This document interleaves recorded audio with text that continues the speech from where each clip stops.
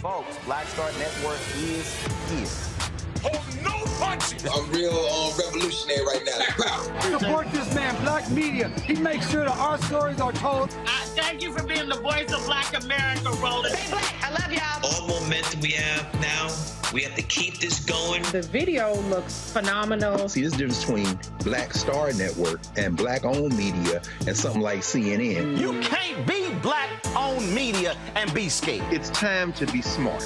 Bring your eyeballs home. You dig?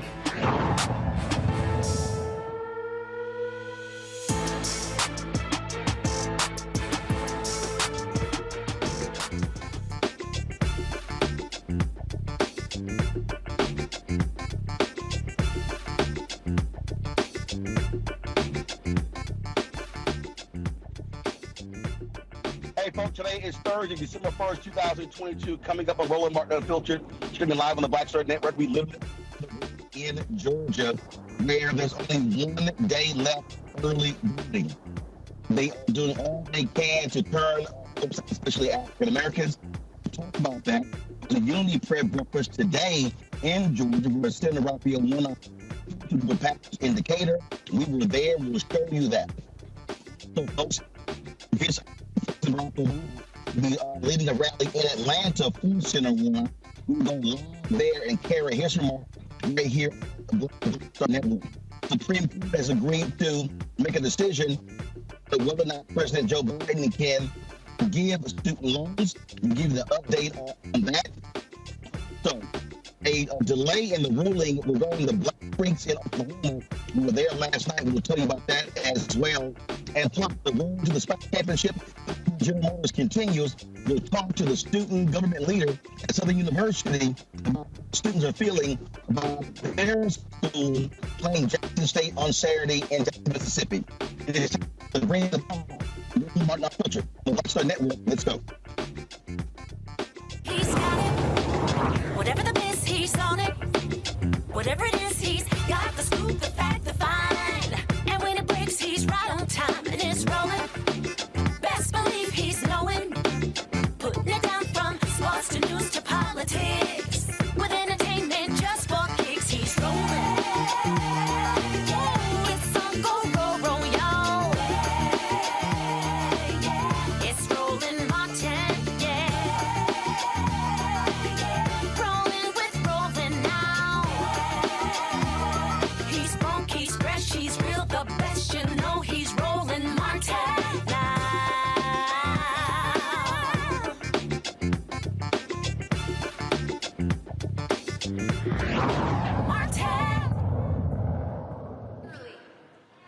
All right, folks, this is a live look at the rally in Atlanta. The President Barack Obama will be speaking shortly in support of U.S. Senator Raphael Warnock. He, of course, is in a room against postal worker. There's 1 day left of early voting, and they are doing all they can to push as many people as to go to the. Let's dip into this rally and hear what is being said right now. If we do not send the best candidates, and that candidate is Senator Raphael Warnock. Early voting is from December 2nd, and election date is December 6th. Visit iwillvote.com to make a plan to vote, and thank you so much for having me.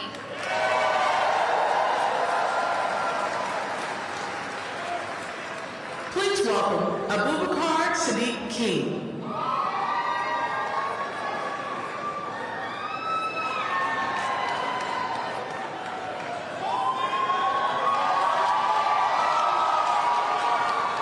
Good evening, everybody. My name is Abubakar Sadiq King, or some of you may know me as Sid King. I'm a 21-year-old political science and marketing student at the illustrious Morehouse College. Both my mom and my dad's side are from Sierra Leone, West Africa. And my siblings and I are first generations, born and raised in this sweet peach state of Georgia. You know, I just want this to be an honest conversation, a safe space for us to determine what this state and country's people need together, to make sure that we elect the most qualified and capable candidate to Senate. I believe that we deserve a well-studied, thoroughly experienced, and passionate person to represent us and tackle the issues that Americans face every day. And luckily for us, I heard Senator Warnock is in town. You see, in my case, like many Americans, I carry the heavy burden of student loan debt. I got my student loan relief program approval literally the same day I got invited to speak here, and I couldn't help but think, would I even be having that if it wasn't for someone like Reverend Warnock sitting in that seat in Senate fighting for students like myself? I also was in the hospital. I was sick for 2 weeks in the hospital. You know how expensive those bills are. You know, I was able to be relieved because of people like Raphael Warnock sitting inside of our Senate and making sure that we are being helped medically, financially, that are showing up for us and taking care of the people. I have a mother, I have a sister, I have a niece, aunts, and cousins I would do anything for. I love them, I learn from them, and mostly I protect them. And I've heard some things about the other candidate that makes me wonder how he would treat every single one of us if he feels comfortable treating his own family like that. Senator Warnock, however, is a well-rounded Morehouse man, an honest man of God, and a proactive thought leader. Although I don't have to tell you that, because you already sensed it when you voted for him and made him the first black African-American to be elected to Senate in Georgia. Now, while my senator was out on the grounds having real conversations with the people of Georgia, taking on the fight to lower the prices of prescription drugs, while advocating for the people of this state and paving a road towards new and improved tomorrow for students like myself, I don't have to wonder what the other candidate was doing. He said it himself. He was learning werewolves can beat vampires. No, wait. He was polishing his debate props, completely making a mockery of the true bravery and commitment displayed by our force. Or maybe he was up at night watching something he knew was stupid but continued to watch anyway. And now the state of Georgia is unfortunately faced to do the same thing, watching him run for Senate. However, like I said before, today we have a choice. We have a choice to change the channel because we have a vote. Today, we have a choice and a chance. A chance to reinforce the fact that this generation of young people are no longer amused, nor will be fooled by political stunts and less than dignified antics by self-serving candidates. We do care. We do understand the power of our presence at the polls, and we will vote. Because if we lose the fire, the passion, the dedication to get out and vote now, we will be left unheard and overlooked for 6 long years. Take this moment right now to be reminded of the effects of passionate people marching to the polls as one and the sacrifices made by those who came before us to make that possible. A vote for Herschel Walker is a vote towards a 6-year circus. But if you believe that this beautiful, historic state deserves a true senator representing us, vote Senator Raphael Warnock back into Senate. Do not stop now, because it is up to us to finish this race, and the polls are our finish line. I'll leave you with the ever so honest words of our 44th president, Barack Obama. The future rewards those who press on. I don't have time to feel sorry for myself. I don't have time to complain. I'm going to press on. I pray you all do the same and get back to the polls. Because today, we vote for a better tomorrow. And I can't wait to see you all there. Thank you.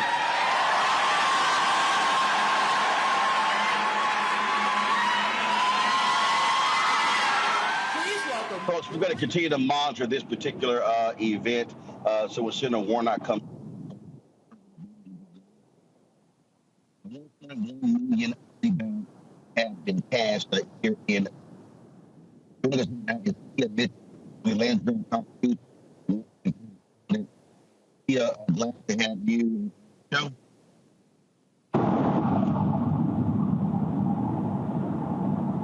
Let's see, is Tia there? There we go. I'm having a hard time hearing you, though. All right, Tia, can you hear me now? That's better.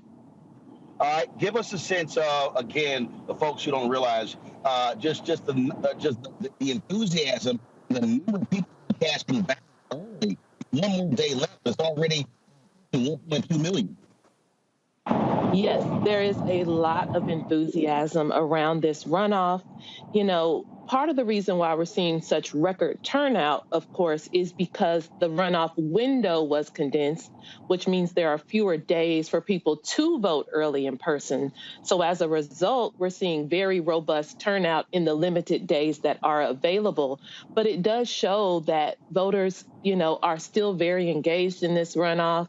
They know that there is still a lot at stake for both parties. They are very invested in wanting their candidate to win, and that has resulted in big turnout. But unfortunately, it's also resulted in some long lines at polling places all week.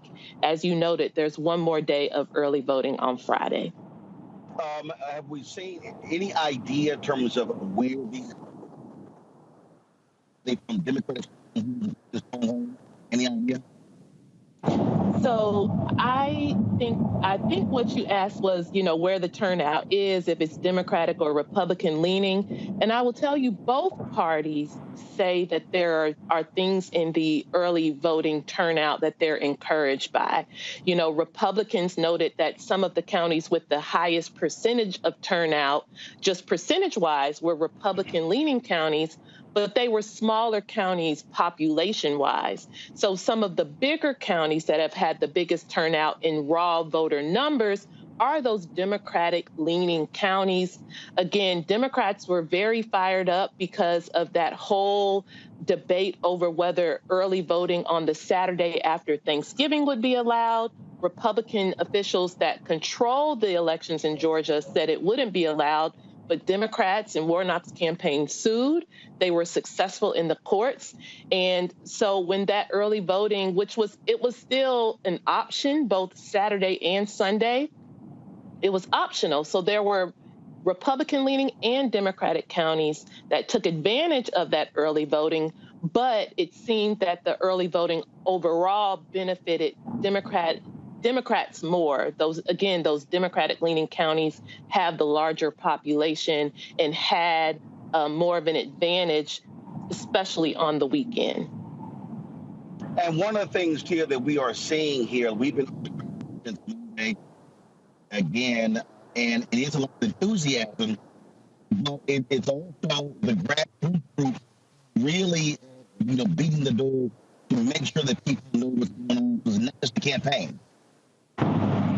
Yeah, so you mentioned grassroots, and we're seeing that, again, both parties are very invested. So on the Republican side, for example, Governor Kemp, who we know won his election outright after the general election, he lent his kind of door-knocking, organizing campaign to Herschel Walker. Mitch McConnell's apparatus is paying for it, but it's Kemp's on-the-ground operation.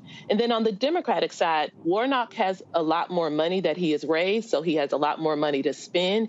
He has a very robust on-the-ground operation. But we see all these grassroots organizations, Black Voters Matter, the New Georgia Project.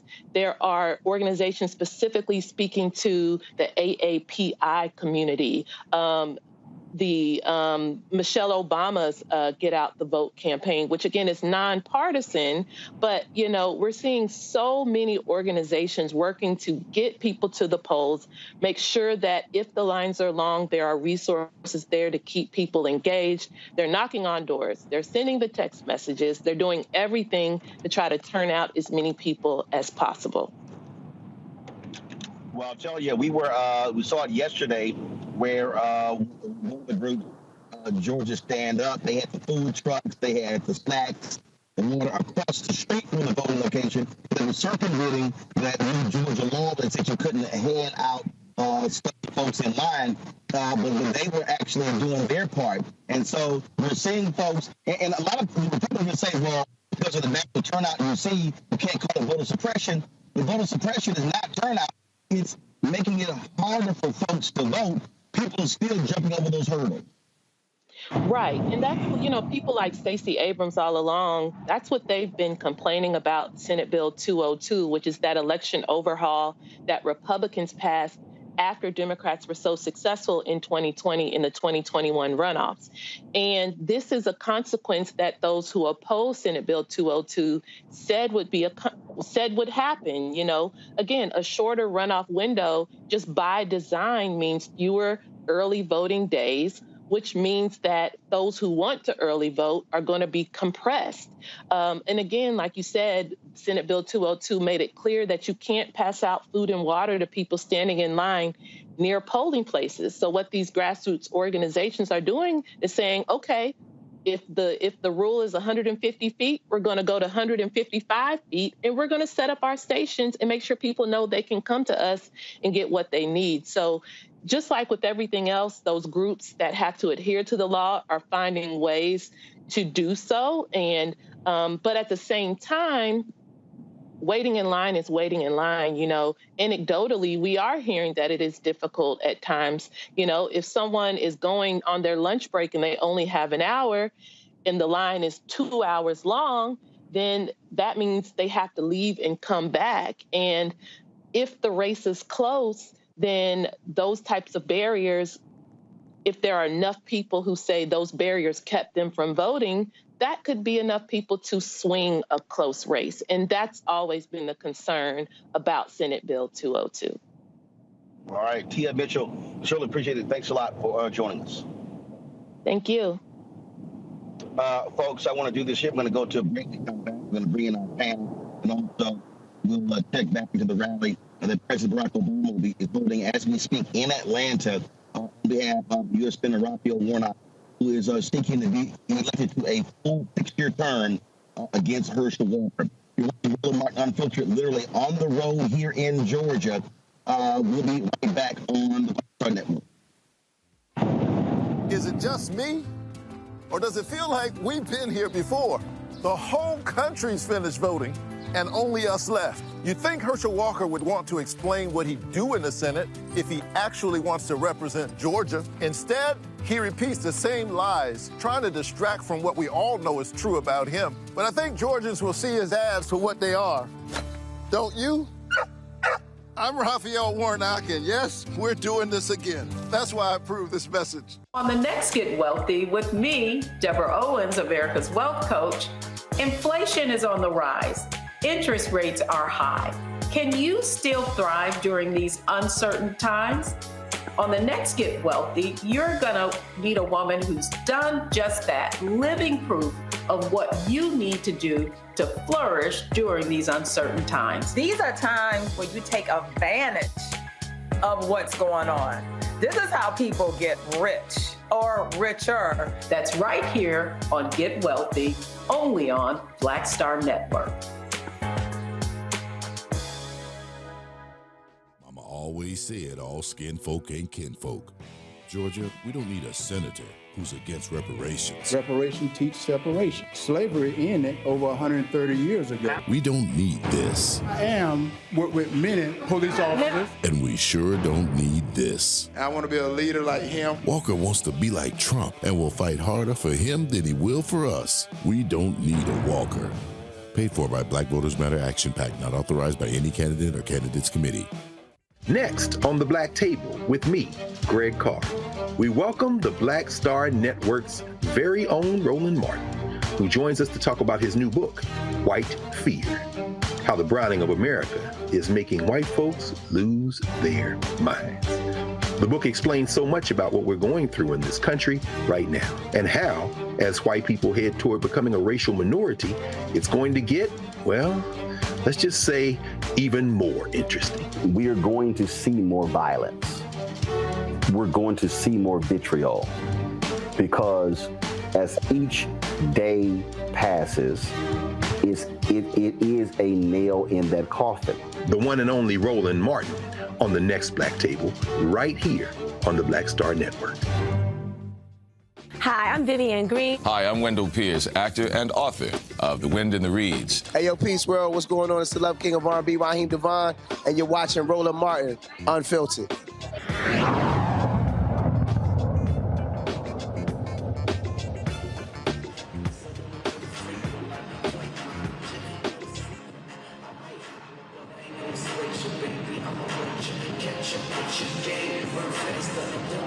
We are literally on the road here in Georgia. We're on the road here in Georgia, where it is 1 day left of early voting. That's tomorrow. Then election day is Tuesday, December 6th. This is a split screen thing rally that President Barack Obama is holding in Atlanta for Raphael Warnock. We'll go back to that rally when the next speaker comes up. I want to bring on my panel right now, Erica Savage, founder of the Reframe Brain, Reese Colbert, founder of Black Women Views, Dr. Greg Carr, Department of Afro-American Studies at Howard University. Erica, I'll go to you first of all to the control room. Keep me abreast of what's happening with the rally. I'll go to you, Erica. You're from Georgia.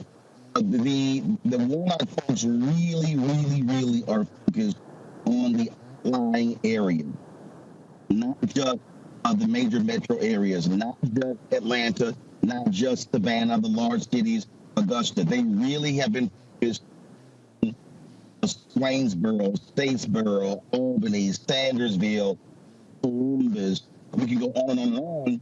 Because what we saw in the general election, we saw black turnout in a lot of those places. Again, Sandersville is an example. Black turnout was 48%. They really want to get those places where you have, 20, 25,000 people to be able to bump those margins up. Absolutely. And I just want to say thank you again, Roland, for being on the road. Everybody that's there with the Roro-mobile, you've definitely been to many counties in Georgia, my hometown of Albany, Georgia. And you are right, listening to the conversation that you and Tia were talking about this specific election. Georgia was doing the work of democracy before insurrectionists stormed the Capitol on January 6th. They were out in the runoff, and it's so exciting to see the reports. We look at the top of the week. We had 500,000 Georgians that voted in a runoff election. On Monday, the Secretary of State's office reported that over 300,000 Georgians had voted on that day, breaking Georgia's record before, which was like 233,000 early voting in one day. So you think about all of the students that are home for the holidays. They were out working with those groups that you and Tia talked about, those local groups like 9 to 5, New Georgia Project, y'all mentioned. Black Voters Matter has been saturated throughout the state of Georgia for quite some time. So all of those efforts, the things that we've been talking about on Roland Martin Unfiltered, the work that you have been doing in person, yourself on the ground, many, many days, months, and weeks out of the year, the fruit of that effort is what we're seeing in the Senate runoff that was triggered because neither of the candidates got over the 50% margin. So I just want to say that this is really the way that we have to keep this pretty much going forward. As the young man said for Morehouse, Gen Z has really engaged this vote. And so the efforts that the young man talked about is that he said the poll lines or the finish line is actually the beginning, but for them to already have a thinking that this is something, this is a race, that it is actually a marathon, that we have to keep the pace because we're not just looking at this election, we're looking at many elections to come, the general, and especially having someone in office that is going to carry the concerns of not just a hostile domestic terrorist group, but that of democracy and the will of the people. So it's very encouraging, very proud of my home state to be turning up and be doing what they do, specifically on the Senate runoff election where the stakes are so critical, not just for Georgia, but for the entire country. You know, Reese, we stopped by Fort Valley State. Warnock has been to Kennesaw State, Georgia State, obviously, the HBCU. And when you talk about putting those young voters on, I saw a story 2 days ago. 75% voters under 30 in Texas did not vote in the last campaign. And that was just an astounding number. And the thing that we keep talking about here, candidates and campaigns are going to have to figure out how to directly engage voters like that, because that's really how you're going to be able to win these races. Because you have to be able to reach the folks who say, hey, I don't really see these issues being important, but get them to understand this part of the process. But you got to talk to them in a way to reel them in. And I think that's one of the things that's also important over the next several days. The Warnock campaign, they're going to be dispatching a lot of artists all across the state, holding concerts in multiple cities. And not only Friday, Saturday, Sunday, but there are multiple concerts happening on Monday as well. I mean, they are pulling all the stuff out because at the end of the day, Tuesday, that's it. There's no more campaigning. It's all about voting. Yeah, absolutely. I mean, the key for Democrats is capacity and maximizing the capacity of their voters. When 75% of voters or 25% of voters stay home, then Democrats are going to have a lot of ground to make up. It's an uphill battle.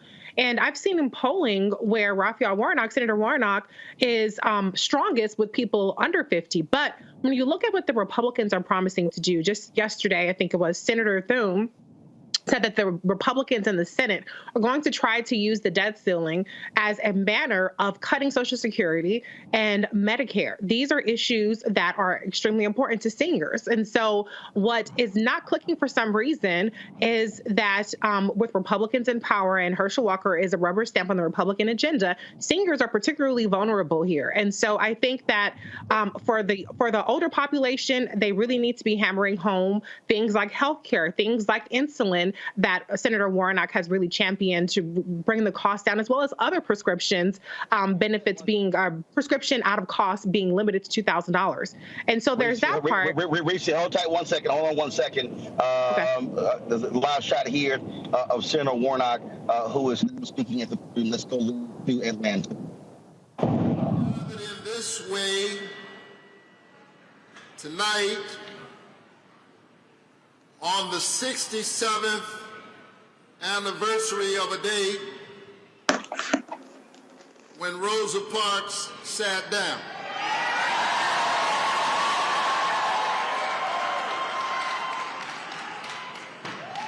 And when Rosa Parks sat down, Martin Luther King Jr. and the people of Montgomery, Alabama stood up and changed America.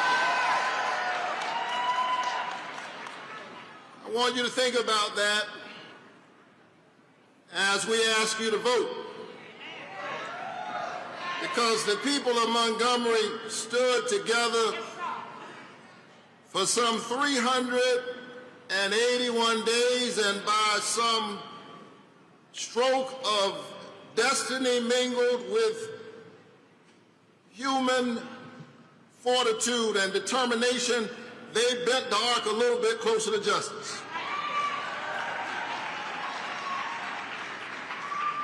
We stand tonight on their shoulders. And then in 2021, hi baby, how are you? In 2021, inspired by movements like that, we built a multiracial, multi-ethnic, multi-religious coalition that sent the first African-American senator and the first Jewish senator to the United States Senate in one fell swoop.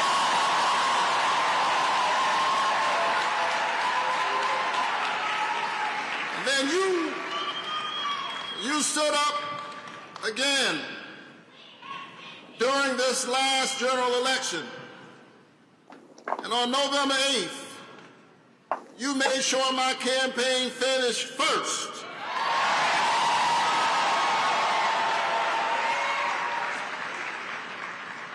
But here's the thing. Even though you made sure my campaign finished first, that doesn't matter if you don't dig even deeper, work even harder, build a movement that's even stronger, and deliver the victory for the people of Georgia on December 6th. Are you ready to win this election?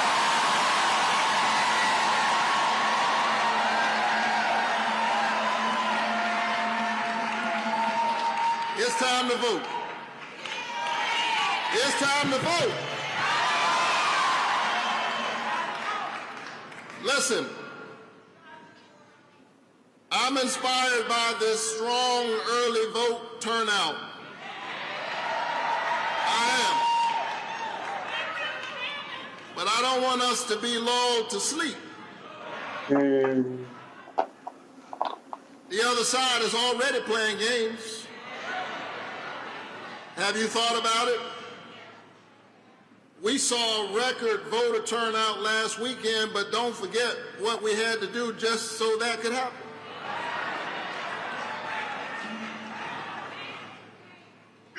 At first, they said the counties could not vote on last Saturday.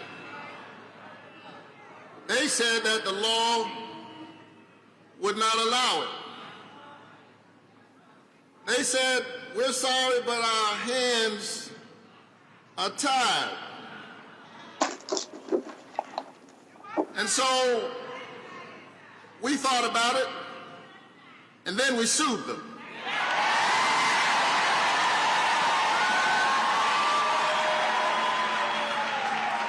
And we won.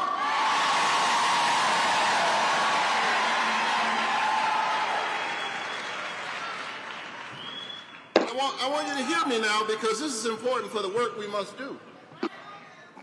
I need you to understand how determined the opposition is. Remember, they said their hands were tied. We sued them, and the judge untied their hands.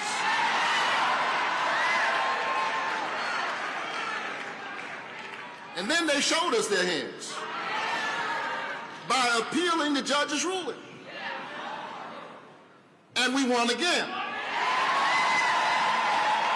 And they appealed again. And we won again. And all weekend and over the last several days, we have seen a diverse and variegated sea of humanity showing up in DeKalb County, in Fulton County, in Cobb County, in Gwinnett County, in Chatham County.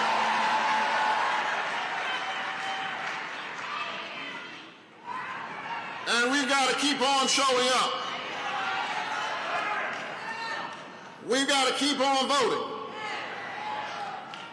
We cannot let up, my beloved, not even for one moment. We've got to keep our foot on the gas all the way to victory. Are you ready to win this election?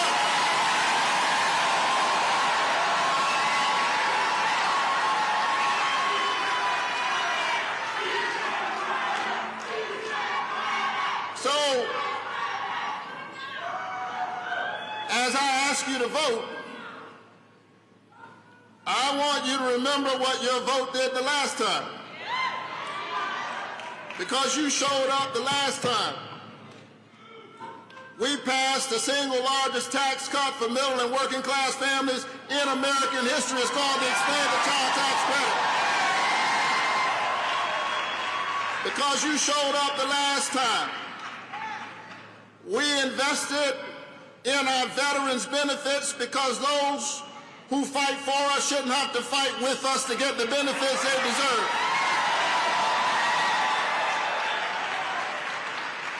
Because you showed up the last time, we invested in domestic manufacturing because we shouldn't be waiting on chips to come from China. We ought to be making those chips right here in the United States of America.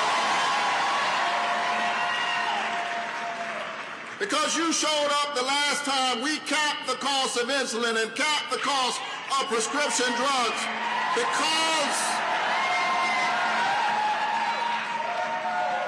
because you showed up the last time. We sent a black woman named Ketanji Brown Jackson to the United States.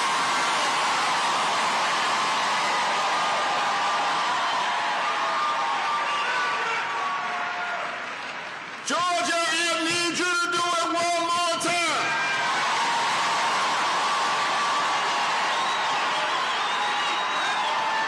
Are y'all ready to get this done?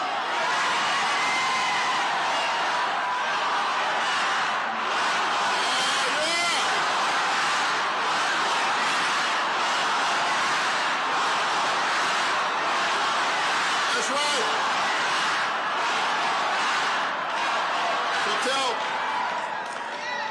Tell your neighbors and tell your friends who have not already voted. Tell them that a vote is a kind of prayer for the world we desire for ourselves and for our children. Tell them that your vote is your voice. And your voice is your human dignity. That's right, vote Warnock.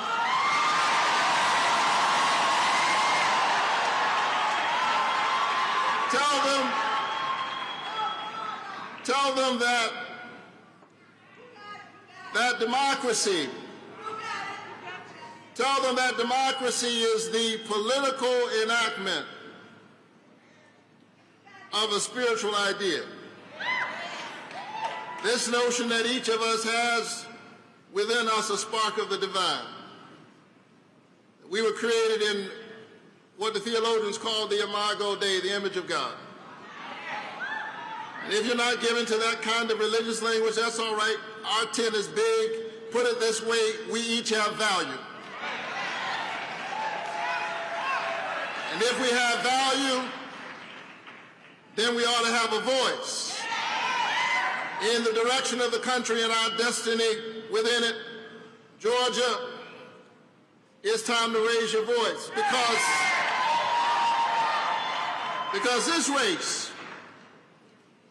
this race is about character and competence.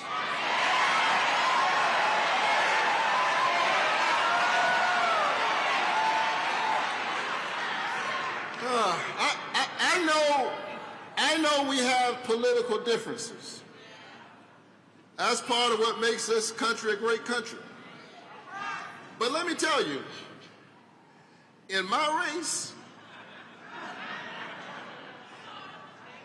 this is not about Republican and Democrat. This is not about right and left. This is about the difference between right and wrong.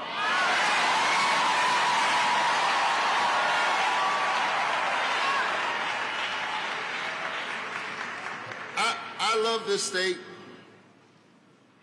and I love you. I love this state, and I believe in my bones. I believe in my soul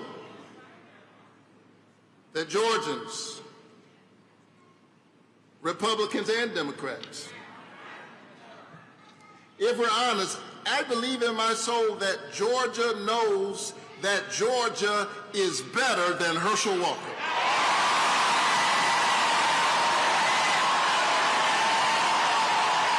Come on. Georgia is better than Herschel Walker.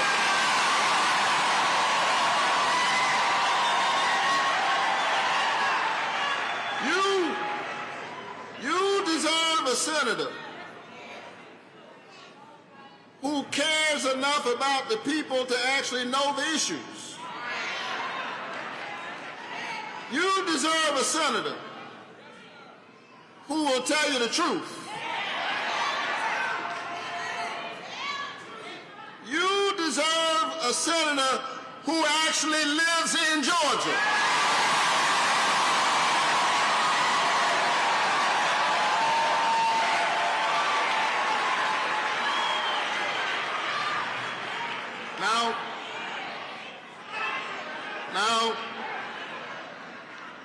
Now, my 84-year-old mother would tell me to be kind. And I don't mind giving credit where credit is due. Herschel Walker was an amazing athlete, an amazing football player, who created a lot of energy at the University of Georgia. He was an amazing running back. And come next Tuesday, we're going to send him running back to Texas. Are you ready to win this election?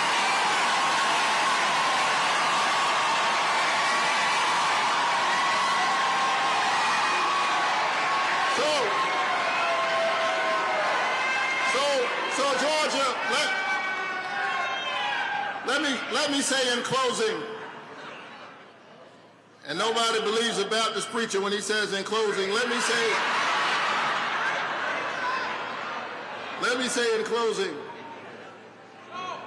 that you must know that I want to work for you. I clearly want this job, not for me, but because it gives me a chance to continue my life project of public service in a new way. Here's why you know I want this job. This is the 5th time my name has been on the ballot in less than 2 years for the same doggone job.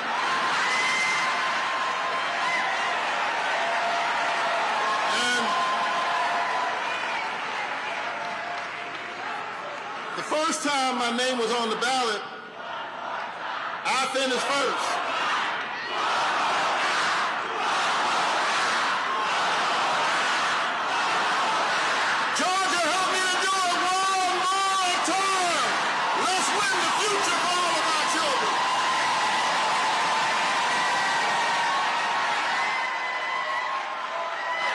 Would you give a great Georgia welcome to a man who needs no introduction?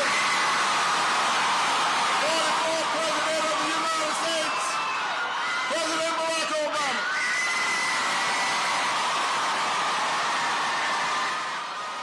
Great car. You can tell right there the big difference between a Raphael Warnock and a Herschel Walker. Absolutely. And I know we're about to hear from the 44th president. Herschel Jr. Walker is an embarrassment to the country and to himself. But at the end there, and I know we're going to listen to President Obama, so I'll just end with this for now. What we just saw was Warnock tapping into that true preacher tradition. He did the job right there. That shade was exquisite. I'm sure Obama, everybody loves hearing Obama. We're going to hear him now. But what you just heard, whatever Obama's going to say, in contrast, the preacher just left the podium. And he just sealed the deal without calling that man anything. You send your ass running back to Texas, bro. And he used his mama to do it. That was beautiful. Let's go back to the rally in Georgia. Here's President Barack Obama. You get a buy one, get one free deal on elections this year. But I'm here today for the same reason that I was here the last time.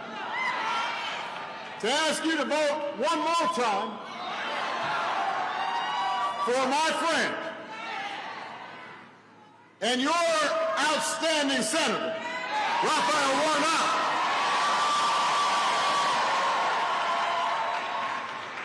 Now, I know a lot of folks have been voting early over the last few days. That is a good thing. That is an encouraging thing.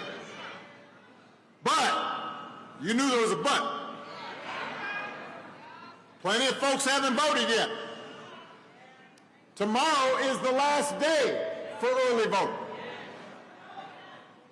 And then we need to get people out to the polls on Tuesday,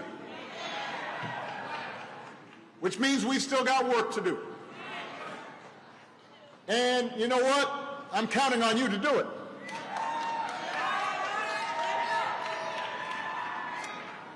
A lot of you may be feeling pretty good because a few weeks ago, people turned out to vote, and as a result, Democrats still have control of the Senate.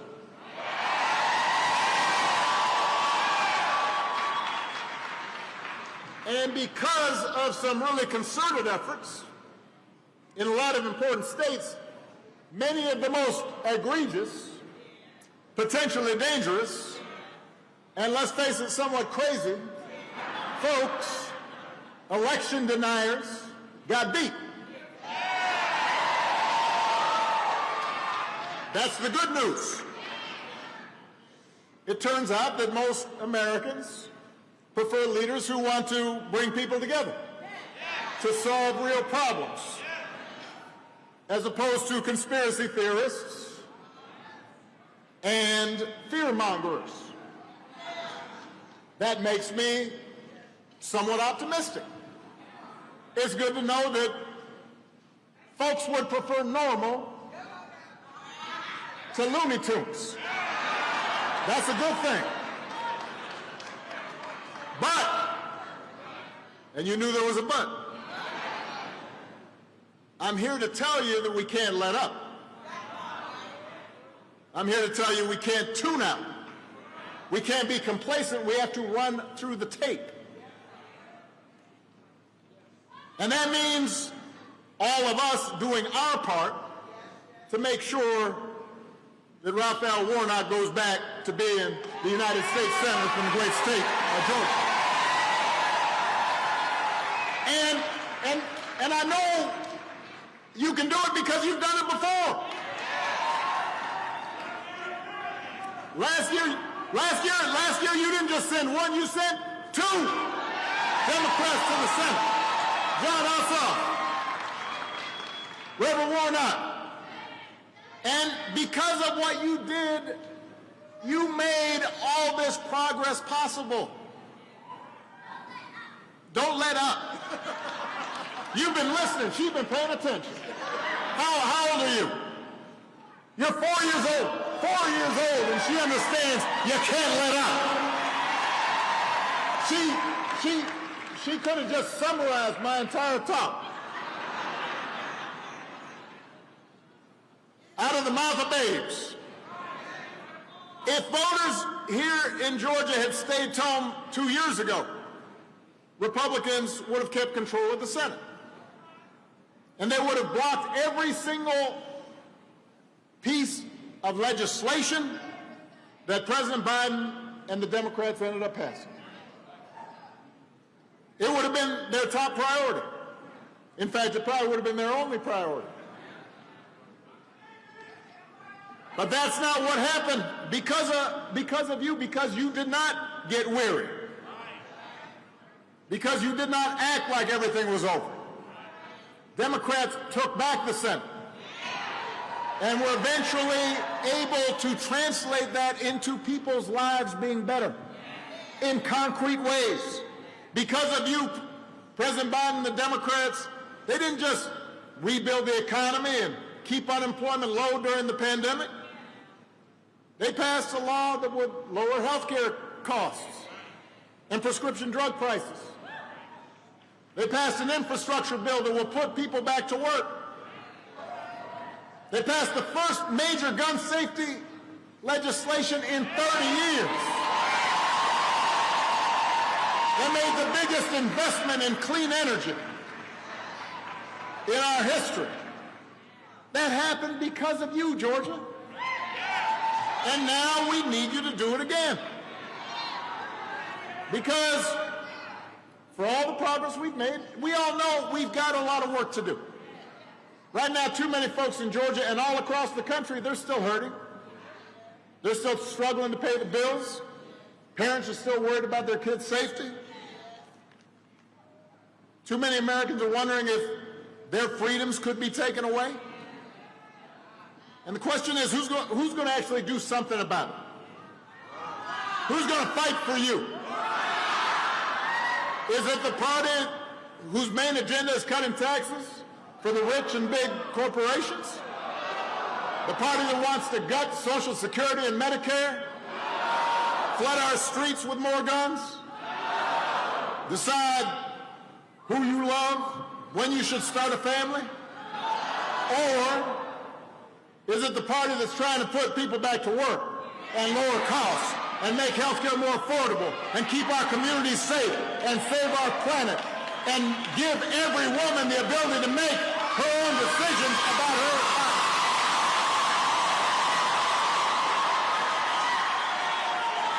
That's the choice in this election.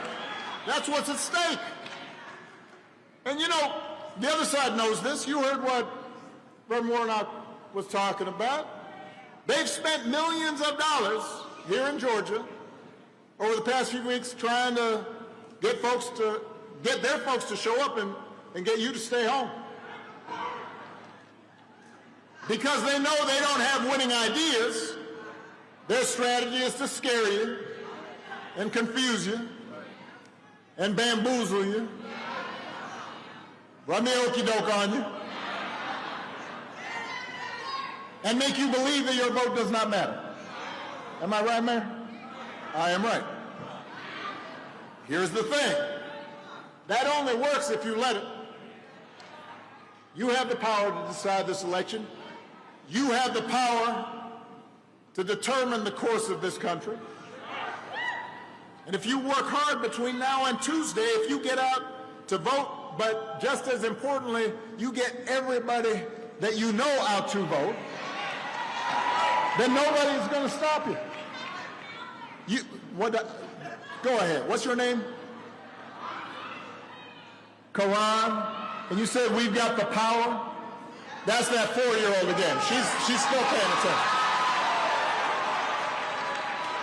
It's a boy. He just got long hair. You got the power? He's only 4. And he's making sense. Now, there are just a couple of more things I got to clear up here.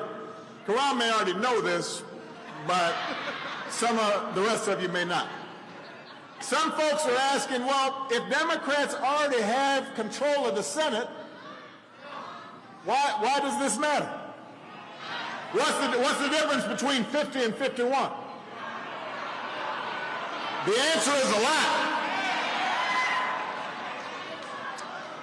Let me break it down for you. An extra senator gives Democrats more breathing room on important bills.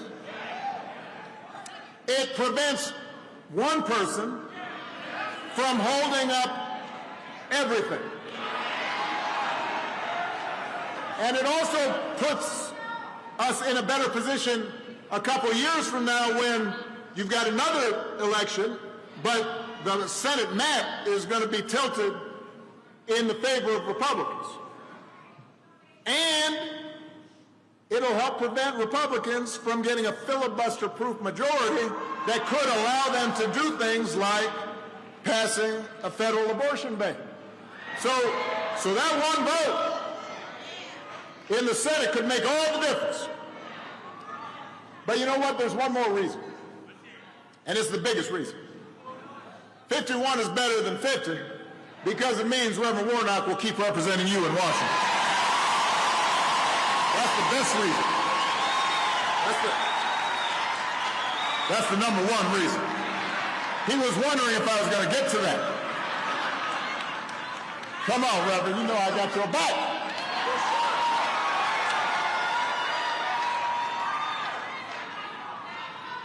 Let me talk about Warnock just a second.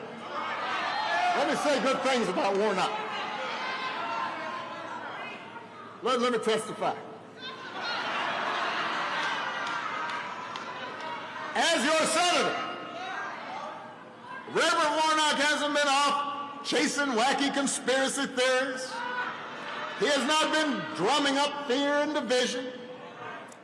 He's been, you know, Washington, they talk about some folks being show horses and some folks being workhorses. And you got a workhorse here. He's been working to lower prescription drug costs. He's been working to boost manufacturing jobs. He's been working to make sure that our veterans who serve this country honorably have the care that they need. He's been standing up for democracy. He's been protecting a woman's right to determine her own destiny. Reverend Warnock is a workhorse. And he also is a class act. Right? You just like the man. Because you sense his integrity when you talk to him. He's not just hard working, he's God-fearing. He's a community-serving person. He tells the truth. Sticks to his word. Treats it with decency and respect, no matter how high or how low. Deals honorably even with those who oppose him. Vote for... Quran also, once again summarized, said vote for Warnock. I'm telling you, this young man, he getting A's. Straight A's in this class. Now, on the other side, you got Mr. Walker. All right, don't boo now. Vote. I told y'all that. I told you the last time. Can't nobody hear you boo, but they can hear your vote. All right. So you got Mr. Walker. Look, I was here last time. I think I made clear my thoughts on Mr. Walker. I had to acknowledge, and you know, some of you, you know, everybody here has pretty good home training, right? And so, you know, you're always reticent if you don't have something nice to say about somebody. You don't say it. So I talked about what a good football player he had been. But I also had to acknowledge that I did not think he had either the competence, the character, the track record of service that would justify him representing Georgia in the United States Senate. Now,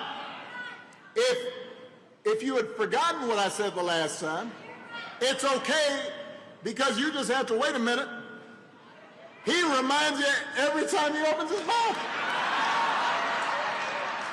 I mean, every day. Every day he comes up with something. Every day. Since the last time I was here, Mr. Walker has been talking about issues that are of great importance to the people of Georgia. Like whether it's better to be a vampire or a werewolf.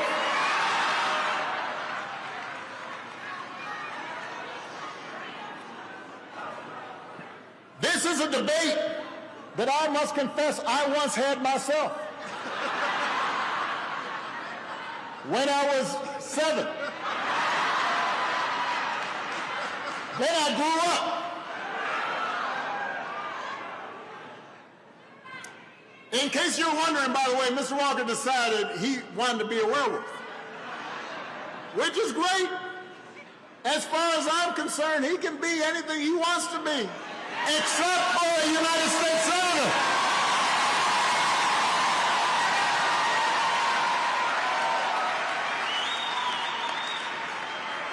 Since the last time I was here, apparently he also claimed that he used to let me beat him at basketball.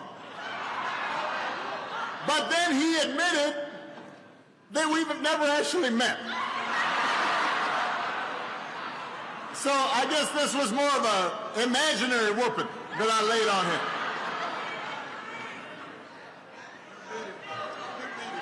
Now, listen, this would be funny if he weren't running for Senate. We all know some folks in our lives who we don't wish them ill will.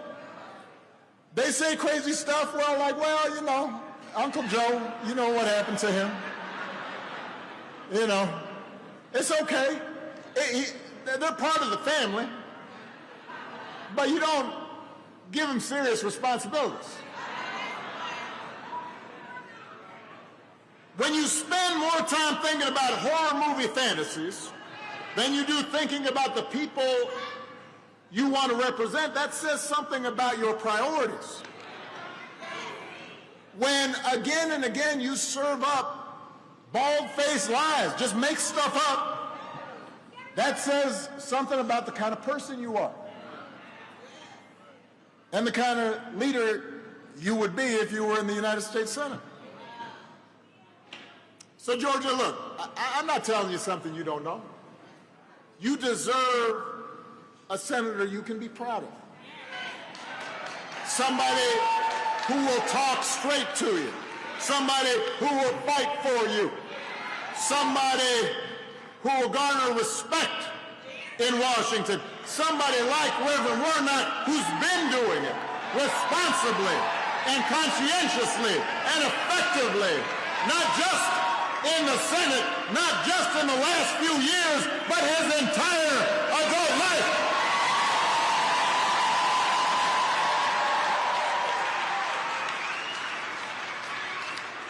So that's why you need to get out and vote. That's why you can't let up. Because change doesn't happen in one election. It doesn't even happen in 2 elections. It doesn't even happen in 5 elections. Change only happens if you keep organizing, keep voting, keep mobilizing, keep educating, keep speaking up, keep working hard to make change happen. Imagine looking back in history, right after the Emancipation Proclamation. Imagine if all the abolitionists and the civil rights activists had said, oh, everything's going to be okay now, let's go home. Imagine if, after some women, not all women, but some women, got the right to vote, organizers said, oh, all right, I got mine. We're all equal now. Our work is done here. Imagine where we would be. If we want real progress, if we want lasting progress, we can't be satisfied with one victory because victories are always incomplete. History doesn't just move in a straight line and moves sideways. Sometimes it moves backwards when we're not vigilant, when we're not working. So we can't allow ourselves to get tired. We need sustained effort. And by the way, not just on Election Day, but every day in between. And when I think about that vigilance, when I think about that stick-to-itness, When I think about finishing the job, there are a couple people that come to mind. The first is Georgia's own, my friend John Lewis.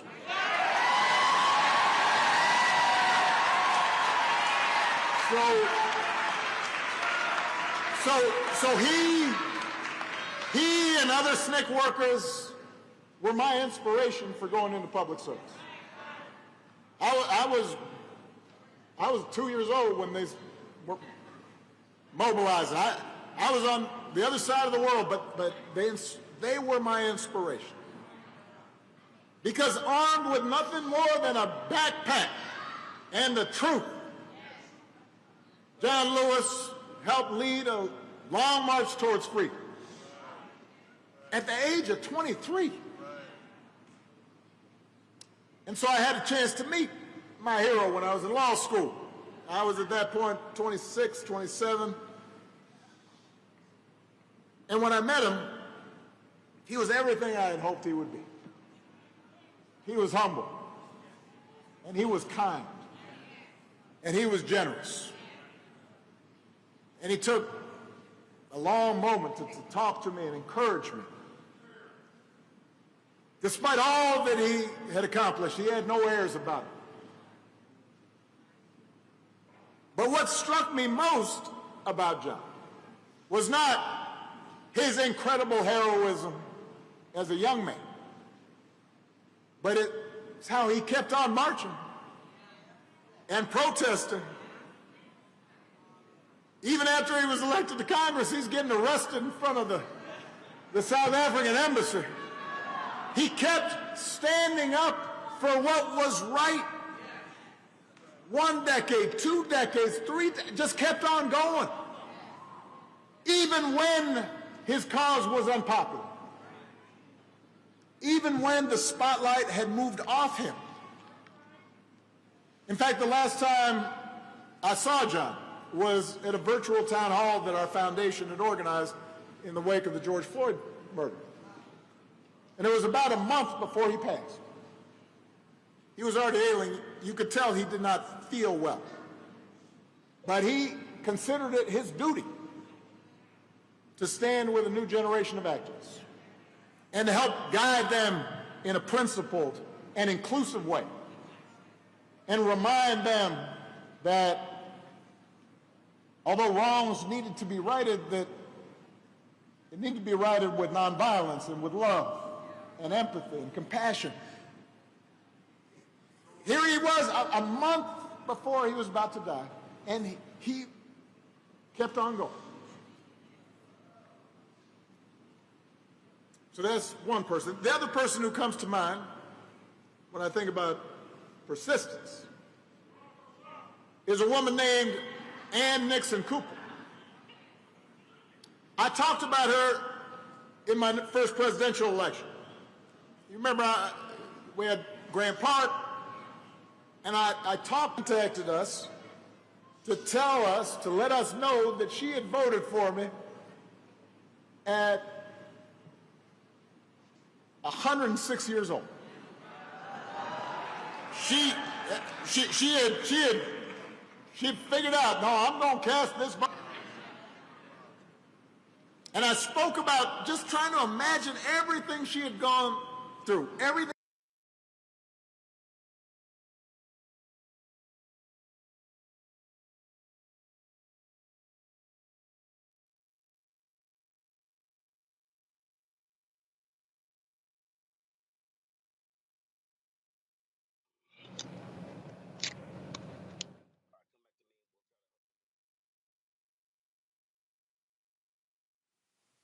All right, folks, the feed from Atlanta froze, so we're trying to get that fixed. Erica, Reese, and Greg is still here. $2.89. $2.80. So, folks, let me know when we have that feedback. What you see there is you see the contrast, but you also see, both Warnock and Obama trying to be as respectful as possible. But knowing full well we're dealing with somebody who really has no business running. Folks, is the feedback? Okay, we'll go back to the feed. We'll come back to the panel. Go ahead. One became an elected official, serving a congressional district here in Georgia with great honor. The other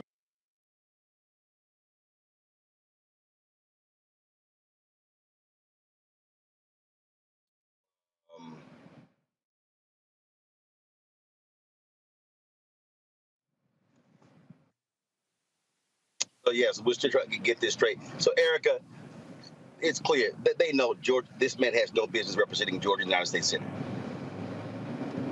Yeah, listening to President Obama be very slow and methodical about the way that he laid his shade out around, Herschel Walker, really, while laughable at some points, it really did speak to the level of disrespect that Republicans have for Georgians, specifically Black Georgians, but Republicans as a whole.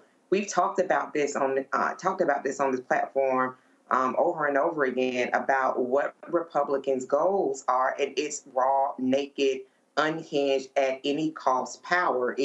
Their God is whomever that authoritarian is that they place in control. They're godless. It has nothing to do with the message of faith or belief. This is about power. This is about them being able to lord over people.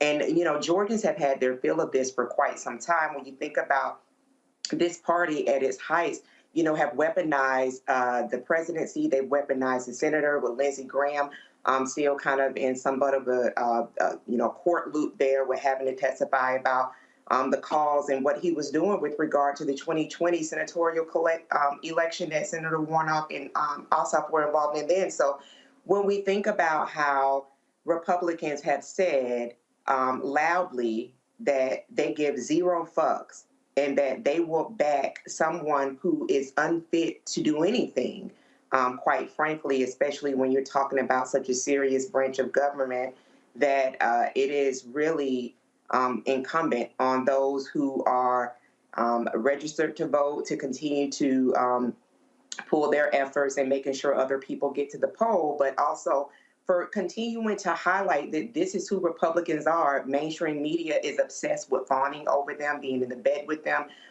redressing them, propping them up in our faces, but to have a strong rejection and to make sure programming and platforms such as Roland Martin Unfiltered continue to bring forward truth to help people prepare for the battles ahead, I think are definitely something that Georgians are resonating with. So this is indeed, what President Obama is doing is really kind of a bit of addressing, because a lot of the work has already been done, and Georgians are really about the business of making sure that democracy goes forward with all of the efforts that we're seeing here presently.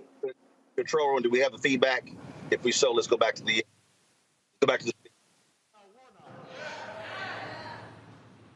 Not only will we keep Georgia and America on a path to a better future, but we will be setting an example for a 4-year-old right here and laying a foundation for him to build on. And that 1-year-old over there, and I saw a 3-month-old here, they're watching right now to see if we're going to get tired, and I'm going to tell them right now, we're not going to be tired. We're going to bring it on home. Let's make this happen, Georgia. I love you. God bless you. Let's finish the job.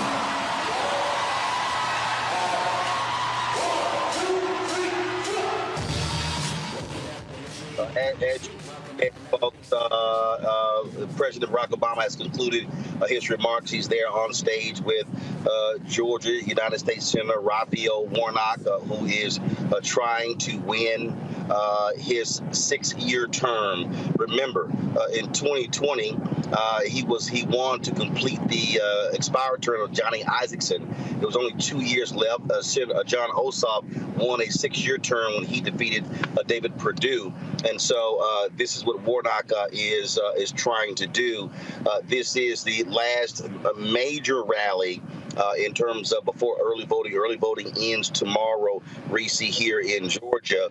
But there are a number of other people coming in to Georgia entertainers, singers, and actors. Dulé Hill was in Columbus today. You've got Bishop Vashti McKenzie coming in, Tasha Cobbs Leonard coming in, Israel Houghton coming in. Other people have been reaching out and calling the Warnock campaign saying, hey, I want to come in. What can I do? They understand the stakes here, and they're pulling out all stops. And literally, you're going to have multiple events happening across Georgia between now and Election Day, Reese. Yeah, I mean, I appreciate the rallying of the troops, but I have to stop for a second and say, this is fucking ridiculous. I think this is just fucking ridiculous that we have to beg and plead and pull out the stops this hard for an election that should be a landslide. We're talking about a distinguished senator, a pastor of Dr. King's church, against a serial violent abuser, alleged, okay, we'll say that, a serial abortionist, a pathological liar, a person who might possibly have brain damage. I'm not trying to be ableist with that, but he does not seem to have his faculties there, who waxes poetic about vampires and bulls and cows and werewolves and shit, and who's literally a walking stereotype of every disgraceful stereotype you have about Black men. Just because he won a Heisman, this motherfucker is in the running because he's Republican. This is really embarrassing. This is really gross. And this is really disgraceful and disheartening that we have to try this damn hard to even get Senator Warnock past the finish line. I mean, right now they're basically tied, 49-47. Thank God he is wiping the floor with Herschel Walker in the early vote, but in the same day, in the election day polling, Walker is leading. And so I go back to Erica's point earlier about pacing and making sure that we don't let up going into election day. If you voted to early, great. Take somebody to the polls on election day. You know, do some text banking, do some phone banking, because there is a lot at stake, not just even for the sake of what's going to happen in the Senate, but for just the sake of Black people not looking like fucking idiots every time Herschel Walker is representing us in the damn U.S. Senate. I mean, a 4-year-old has more sense than Herschel Walker does. And I'll just say this. God forbid this motherfucker wins. All I have to say is I don't want to hear shit policing anything about any other Black person. I don't want to hear nothing about bonnets. I don't want to hear nothing about how much I curse. I don't want to hear nothing about anything that Black people are doing anywhere else, because this motherfucker got in office despite being completely unfit and disgraced. But with that being said, please, for the 57th millionth time, y'all, vote. If you're voting already, thank you. If you haven't voted, please get your ass out there and vote. And please take 10 other people with you that are eligible. We don't need no damn voter fraud shit. But take people that are eligible to vote. And I know y'all out there, because only 50% of y'all voted in on election day on November 8th or whatever day it was. So please, people, vote so we can shut the hell up about this for at least 6 more years when it comes to Georgia. But here's the thing, Greg, and I certainly understand Reese's sentiment. But the reality is there are a significant number of people in this country who feel as if they have been left out, ignored, that their vote actually is a waste of time. This is one of the reasons why Reverend Dr. William Barber and others have talked about Democrats stop chasing voters in the suburbs, really go after those low-income, poor workers, speak to their interests, young voters as well. And it also shows you, and again, it's been driving me crazy going to these small towns. And when I start asking about the numbers, and then folks tell me 40% turnout and 45 and 47 and 48. Just the other day, Gary Chambers called me and we had a long conversation. And it was just abysmal talking about the low turnout of Black voters in Georgia. I still think about 2018 when we were in Mississippi with Mike Espy, an unbelievable candidate who loses to an absolute idiot, Cindy Hyde-Smith, by 65,000 votes. And there were more than 65,000 African Americans in Mississippi who did not vote. And even in the general election, you get a Black woman running for governor, you have an African American man in Warnock on the ballot for senator, and you're not seeing Black turnout in these places. at 65, 70, 75, 80, 85%. And so it is disheartening, but I think at the same time, what it does is it causes us to say, we have to reframe, re-examine how we are communicating with people in order to get them to understand how voting plays a role in the issues they care about. Absolutely. I mean, it really, when the autopsy of this funky settler state is written, and it may be written sooner than later, there are going to be whole pages devoted to what happens when people lose hope. As you said, Reese, this man is a victim. You didn't say that, I'm saying that. He's a victim of too many hits on the football field. By the way, Roland, the way you tore up Stephen A. Smith and them on First Take, kudos to that. I'm wondering why no one has asked Herschel Jr. Walker about his former employee that traded his ass for all the Cowboys that won the damn Super Bowls. Ain't nobody asked Herschel Walker about his former master, but at any rate, a victim of too many hits on the football field, a victim of an education system that reached down inside his brain and pulled it out and threw it somewhere in the trash, never to be recovered.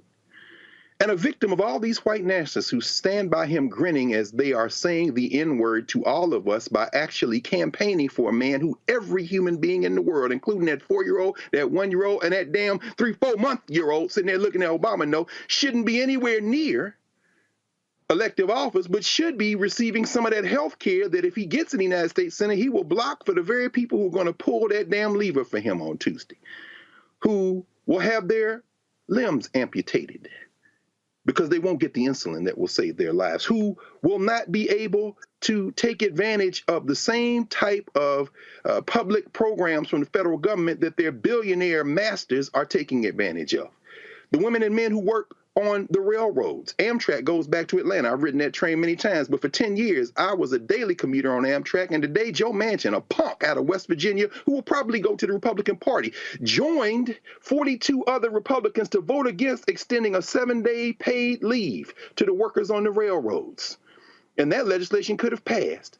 Why do I bring that up? Barack Obama is a major disappointment to me on many, well, I won't say disappointment. I don't expect anything out of presidential candidates. They're all employees, politicians. And I have my beefs with Obama, but I tell you what, since he can never run for election again, he seems to have freed himself up a little bit. And tonight he put it where, as Joe Madison would say, the goats can get it. Election cycles are not 1 year, 2 year, 5 year. This is long distance running. And Barack Obama said it perfectly tonight.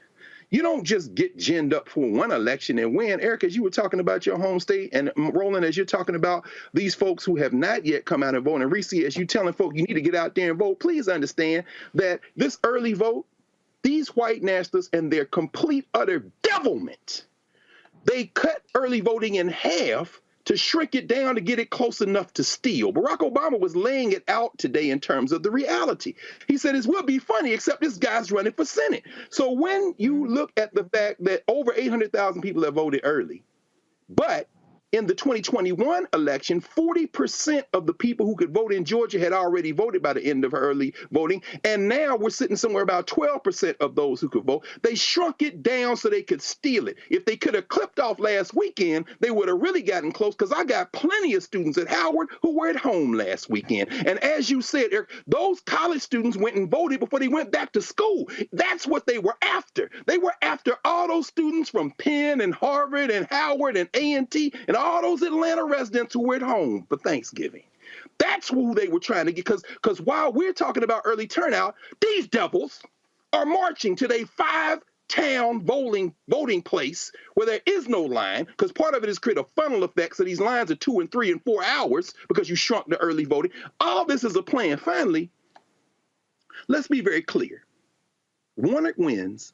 Joe Manchin, take your ass back to a state where you are literally murdering your voters with your votes, and you go on and switch to the Republican Party. Kristen Sinema, you take your funky Toonie Loon ass back to Arizona and expect the primary from probably Ruben Gallego, because you've spent your last term in the United States Senate. See, if Warnock wins, Obama just laid it out. 51 is better than 50 for any number of reasons, one of which is they are playing for all the marbles to White Nationalist Party now, because they realize that if Warnock wins, you've just rendered Manchin irrelevant, and you've made Sinema wonder, does she want to try to keep a seat that she's going to lose anyway, and you might soften her ass up.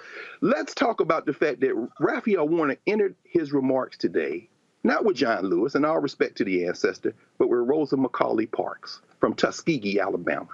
When Rosa Parks sat down on that bus in 1955, she didn't sit so politicians could fly.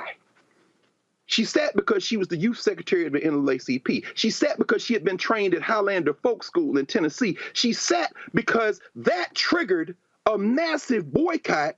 And Roland, as you have sat and had conversations with Fred Gray, and that was only 67 years ago. Happy belated birthday by a day to your mom, Roland. She's 75, hit that diamond. Congratulations to her. At the same time, she was 8 years old when Rosa, representing a community, sat. And what happened then, what Warnock is really talking about, it wasn't just the fortitude to stay off the buses for a year. It was the fact that then, in June of 1956, after they had been off the buses for 6-7 months, Fred Gray goes into court and and argues Browder versus Gale. And Browder versus Gale, where you have 5 black women, including Claudette Colvin, sue in federal court because they didn't include Rosa Parks because that would have been a state issue and they wouldn't have been able to trigger the 14th Amendment. It took them to win Browder versus Gale, to empty into the Supreme Court affirming that decision.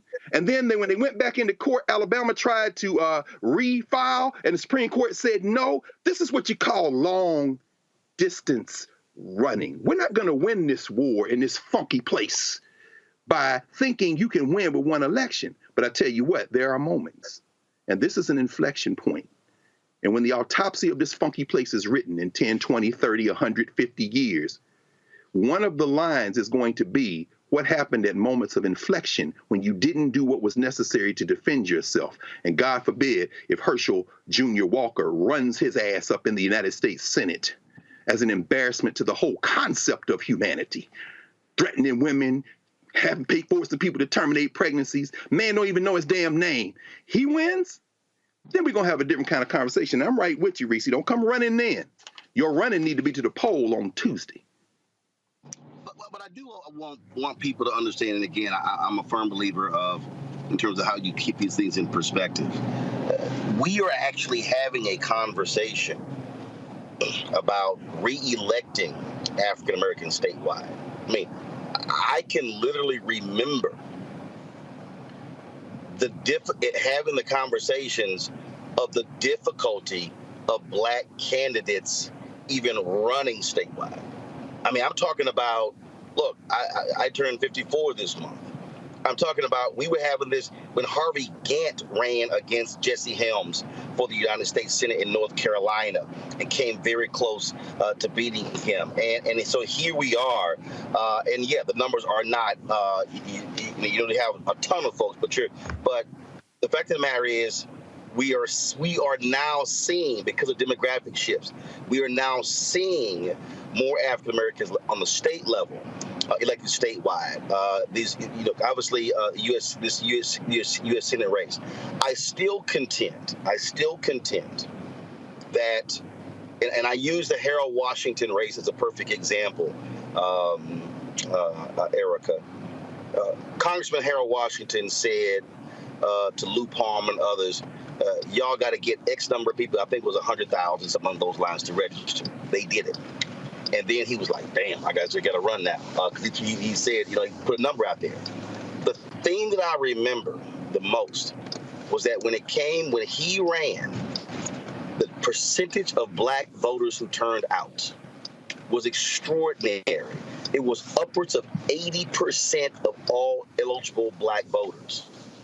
And what I am suggesting is that, and I did this the other night when we were in Sandersville, they kept talking. I said, no, let's talk numbers. Let's talk numbers. I said, if there was a woman who said she had a list of 1,900 people who lived there who did not vote. And I said, you pull that list, that's almost 20% of the winning margin for Biden and Harris in 2020. And see, I think we have to be thinking like that. I just think that we have to We have to reframe, redefine how we are having these conversations with people to connect with them. I just think the way it is being done right now is wrong. I fundamentally believe, Erica, all across this country, that there should be citizenship training classes. Churches should be saying every Saturday, 9 a.m. to 11 a.m., we're having citizenship training. I just think because we just got a lot of people who literally just don't fully understand how government works because they're not being taught. And so they're just like, you know what, I don't care about none of that stuff. I think that's a huge role in when you look at these numbers of folks who don't vote. Yet when we enlighten them and educate them, that could be the difference maker. Absolutely. When people are more educated, they're more empowered to make decisions. And we've seen this play very well on other sides. So, listen, I think that that's something that we have discussed here at length, at least on Roland Martin Unfiltered, all of us jointly together and separately. Throw the old playbook away. It does not work. We have talked about how to get out the vote, coming into Black communities, doing things at last minute. Going back to the ways in which at least I grew up. I'm 45 years old. I can definitely remember, going to church all day on Sundays and being in Sunday school and all of those things. So I was really raised in an environment of learning, and that's just how it always was growing up. So citizenship, watching C-SPAN, but even as a kid, if I didn't watch C-SPAN, we had public broadcasting television. And so there was a lot of that was baked into the programming that we watched as well, too. And then the conversations about current events, having newspapers delivered to our home. So fast forward to being in another day and time where information is consumed quite differently. There's still plenty of opportunity, particularly as we see all of these different generations that are represented in the world, that are represented in politics and in other different areas that are very important. I would urge people, Reese talked about, the legislation around the health legislation that's going to be important for seniors, the Medicare, how Republicans are really wanting to break Medicare, make it privatized, right? So that's an issue for seniors, but not only for seniors. As somebody, as you all know, I've been open about this, as someone who had a life-changing injury, Medicare comes into play then, right? So it's not just people who are seniors. We definitely want to fold that into the conversation because seniors definitely are a community and group that we care about, and also bring other people to the conversation to say, you may be 19, 20, 30 years old. However, because of the current pandemic, people that are suffering from long COVID and they're suffering from brain issues, brain injuries, lung, respiratory issues, a myriad of different issues, we want them to know that that is why this legislation is important for them as well. So I do believe and think that collectively, Roland, what we've always been talking about, that the organizing, the educating, the making sure that people who don't make money to rent yachts or sun on Instagram or what other social media platform that they do, that people who are going to work, keeping the economy going, those essential workers, people who we don't see, but we feel the effects of them having been present and showed up for work, that there definitely needs to be education, civic education that is more tailored for them. If they work 12-hour shifts, multi-generational household, this is an approach that needs to be taken because honestly, the only thing that Republicans are committed to doing is speeding up their racial, their radicalism, their domestic terrorist tactics that they're continuing to use. So to actually do some preventative work on the digital end and both talking to people in person of what you mentioned, Dr.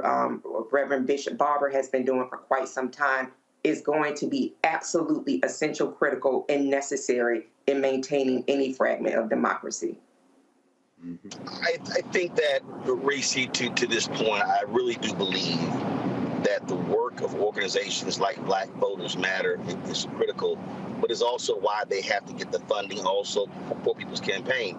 Because what they are trying to do is they are trying to create 365-day-a-year organizations. I fundamentally believe that the mistake politically has been only focusing on the 3 months before the campaign. And it's like you're having a restarted engine where it has to be this continuous education, training, classes, building that slog. If anybody really takes the time to study the civil rights movement, what they will realize is it was tough. It was tough going black some Jim Crow. And it wasn't until the Voting Rights Act had been passed and all of a sudden numbers exploded. And so this ain't easy work. And that's the key. Right. And I think, unfortunately, folks have only looked at it as, well, let's just get it going. You know, when it was election season, that's why even last year, I was saying to the Biden folk, the day after he got inaugurated, I'm like, y'all better be focused on 2022. Because getting people to understand that, I just think that's where we are right now. There is a roadmap, I do believe, to getting our numbers up. But it's going to require a lot of work, a lot of resources, and a lot of time. I completely agree. I mean, what we're seeing is there's a credibility gap when it comes to disillusioned and disaffected voters. And part of that is that there is an intentional campaign to disillusion people, particularly Black voters, when it comes to disinformation, when it comes to different chaos agent campaigns. I'm not going to name names, but y'all know what they are. And those people are much more relentless and much more consistent than when we see political messaging. You know, what people are exposed to is largely algorithm driven. It's largely driven by what they are interacting with. And so some of this political stuff doesn't necessarily get into their feeds as much. And that's why it requires additional efforts to find the relevancy in people's day-to-day lives. And so I get it. I mean, I was just in Florida and I was at this dive bar with a bunch of trailer park folks. And, you know, people missing teeth probably ain't got Medicare or Medicaid because they didn't expand Medicaid down there in Florida.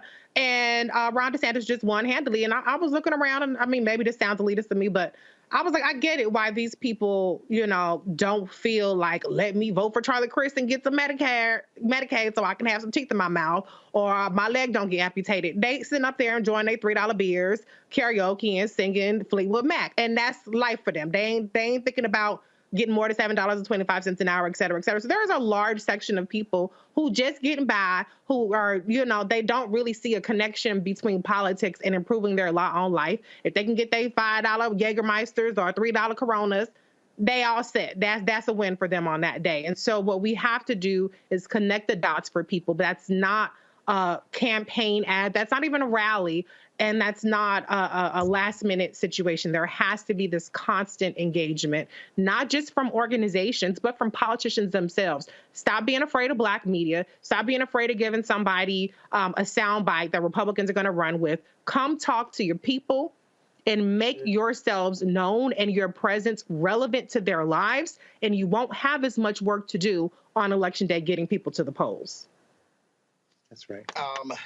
Greg, again, I think for a lot of people, and I'm going to keep saying this until I'm blue in the face, that if you do not have sustained voter education, if you do not literally have classes connecting the dots and walking people through, then we're going to be having this same conversation. And we have to impress upon our people, because the numbers don't lie. Literally, if we take Black participation from 40, 45, 48% to 70%, we literally clean house. The numbers don't lie. No, you're right, Roland. I mean, you know, it's really disheartening. It's really disheartening thinking about the things that people, if they are aware of the relationship between voting for specific politicians and policies, the things that will improve their lives, the gap between that and the reality is disheartening. And Reese, you said this, and Erica as well. The playbook has to be thrown out. Rappers and entertainers having rallies, that's great. But people really aren't responding to that. What you said is absolutely the only way that you can engage in protracted struggle. There are no days off. And as Paul Robeson said, that there is no sheltered rear. So when you look at a Rosa Parks, for example, to go back to that, she was part of the NAACP. E.D. Nixon and them organized 24 hours a day, 7 days a week. And when they formed, it wasn't the Montgomery Bus Boycott Committee, it was the Montgomery Improvement Association, which led to the Southern Christian Leadership Conference. And you had a strong network of black churches, black media, as you're always making us, black newspapers, not only in Birmingham, but the Atlanta Daily World when they moved SCLC headquarters in Atlanta. I mean, these black institutions kept this going, and it was 24/7, 52 weeks out of the year. Septima Clark and the Citizenship Education Program coming out of South Carolina, where she linked citizenship to literacy. And one of the first things they do is start working on reading the Constitution. Esau Jenkins from the Sea Islands joining her. And then when that gets brought into SCLC, and you've interviewed so many of these folk over the years talking about this, it is a 24/7 campaign. In Tuskegee, where Ms. Parks was from, I was just rereading Jesse Guzman's book on the Tuskegee Civic Association. One of the members of that association, many of these folk worked at Tuskegee, but many of them just rather rank and file black folk in Russell County and Tuskegee, around there, farmers.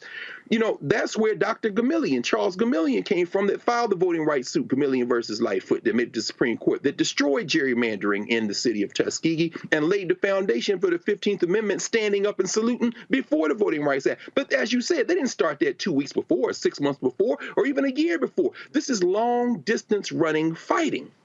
And you're absolutely right, Reese. I mean, these white nationalists, and you've said this many times, Roland, I know Adam Harris, our brother, has written about it at the Atlantic. The cruelty is the point. The damn railroads were about to be shut down because workers have been screaming bloody murder for years. I'm not just talking about the people that punch your ticket. I mean the people who are out there busting their ass right now in this cold so you can eat food and go to the grocery store so you can go. These people have been screaming bloody murder. It took the federal government intervening, and they brokered a contract, but they had a rider, a separate bill that said, will you please give us some paid leave? Only 6 days paid leave. Joe Manchin, you punk-ass piece of human, voted against it. I'm going to tell you, Joe Manchin voted against it, and you know who voted for it? You know who were among the 6 Republicans who voted for it today? Marco Dan Rubio, Josh Hawley, and Ted Cruz voted for it. They said you're screwing the working class, and guess who else voted for it? Bernie Sanders. See, some things are beyond. This is human decency. The feds got involved because they get ready to shut the railroads down. So they forced these people to accept this contract they had negotiated, and in human cruelty, they wouldn't even pass a law to let these people have 6 damn days paid off to work.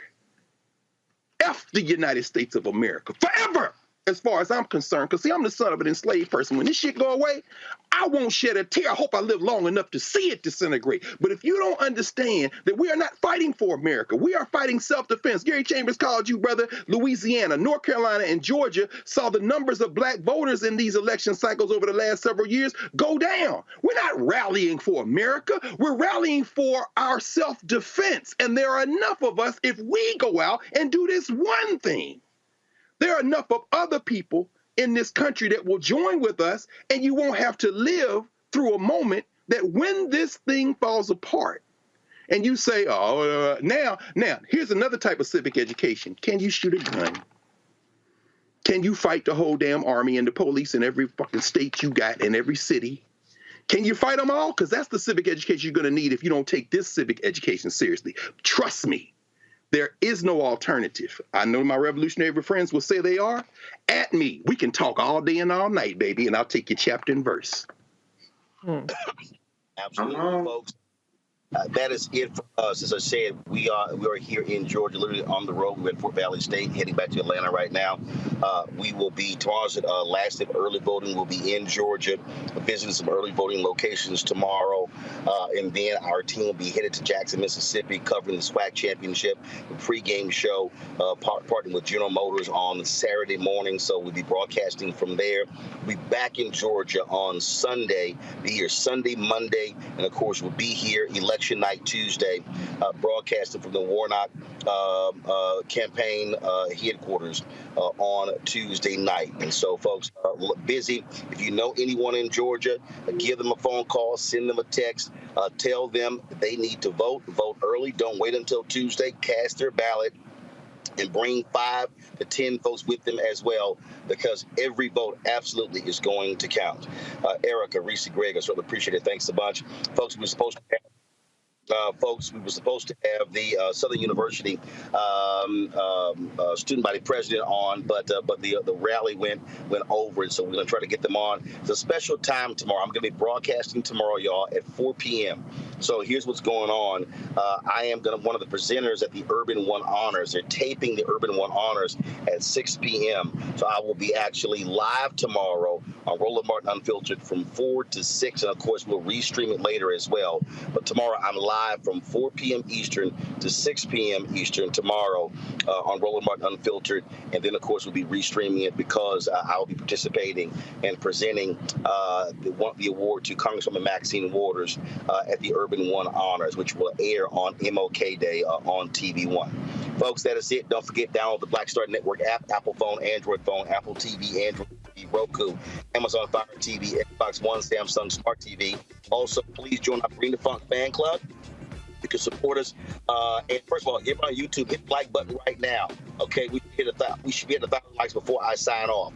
Send your check-in money order to P.O. Box 57196, Washington, D.C. 20037-0196. The Cash App is $RM Unfiltered. PayPal is R Martin Unfiltered. Venmo is RM Unfiltered. Zelle is Roland at RolandSMartin.com. Roland at RolandMartinUnfiltered.com. And get your copy of my book, White Fear: How the Browning of America is Making White Folks Lose Their Minds. Available at Ben Bella Books, Amazon, Barnes & Noble, Indie Books, Bookshop, Chapters, Books A Million, and Target. You can also download your copy on Audible. You can order through your favorite Black bookstore as well. Folks, that's it. So appreciate it. Thank you so very much. I'll see you tomorrow. Holla!